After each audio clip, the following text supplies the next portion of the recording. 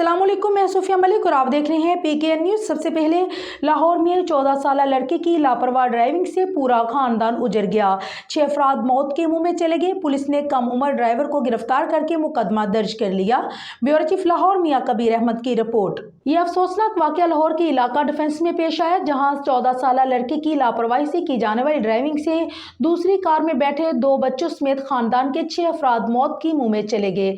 जराये के मुताबिक रफाकत अली नामी शहरी अपनी फैमिली के हमरा बेटे के ससुराल जा रहा था कि उस दौरान तेज रफ्तार कार उसकी गाड़ी से टकरा गई, जिससे रफाकत की 45 साल बीवी रुखसाना, 27 साल बेटा हुसनैन, 23 साल बहू आयशा, 30 साल दमाद सज्जाद, 14 साल नवासी अनाबिया और 4 माह का पोता हुजैफा शदीद जख्मी हो गए, जिन्हें फौरी अस्पताल मुंतकिल किया गया, जहां जख्मों की ताब ना लाते हुए 6 अफराद जिंदगी की बाजी हार गए। जराये के मुताबिक पुलिस ने कम उम्र ड्राइवर अफनान को गिरफ्तार करके मुकदमा दर्ज कर लिया है। पुलिस जराये के मुताबिक मौका से शवाहद इकट्ठे करने के बाद वाकये की तहकीकात शुरू कर दी गई है।